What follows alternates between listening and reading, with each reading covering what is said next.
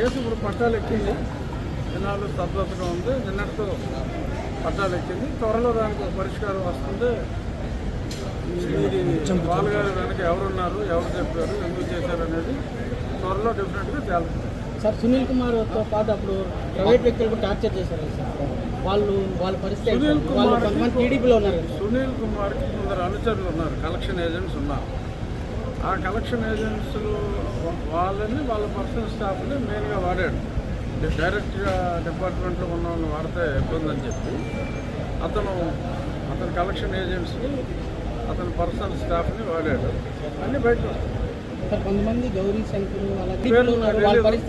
నిన్న సోషల్ మీడియాలో చూసా కొన్ని పేర్లు. మరి అది ఎంతవరకు వాళ్ళు ఉన్నారు అనేది అది పోలీస్ ఇన్వెస్టిగేషన్లో తేలాలి. బట్ అంతా స్పష్టంగా రిమాండ్ రిపోర్ట్లో ఉంది కదా సార్. విచారణ దానికి కూడా డాక్టర్లు సాక్ష్యాలు చెప్పినట్టు నిన్న రిమాండ్ రిపోర్ట్లో ఉంది. నేను ఆహాకారాలు చేసినట్టు రిపోర్ట్లో ఉంది. ముఖానికి ఖర్చీపులు కట్టుకుని వీళ్ళు ఎదురుకుండానే పైకి వెళ్ళినట్టు ఉంది. సో అన్నీ కూడా 164 స్టేట్మెంట్లు చాలా వరకు కూడా అయిపోయినట్టుగానే అందులో నిన్న రిమాండ్ రిపోర్ట్లో చూసాం.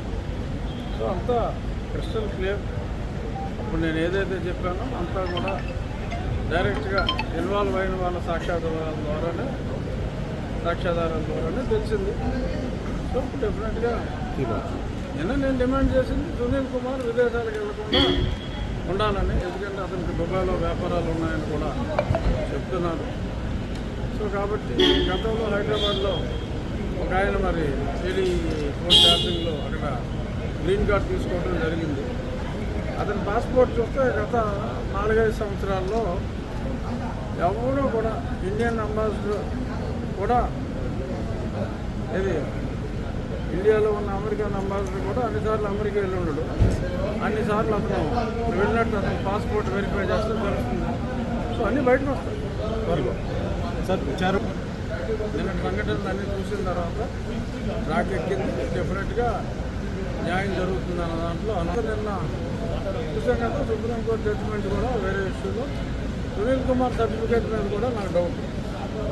అతను ఎస్సీ సర్టిఫికేట్తోనే వచ్చాడు, కానీ ఓపెన్ కన్ఫ్యూషన్లోనే ఉంది. బ్రిటిష్ కూడా మాకు చర్చి ఇచ్చివి అని కూడా అతను క్లియర్గా చెప్పడం జరిగింది. మరి అది కూడా మరి బయటికి రావచ్చు. ఇప్పుడు అరెస్ట్ అధికారి చూడాలి. అందులో డెఫినెట్గా సునీల్ కుమార్ ఇన్వాల్వ్, ఇంకా రామానాయుడు గారు ఇన్వాల్వ్ అని నా దాంట్లో చెప్పాను. చూడాలి.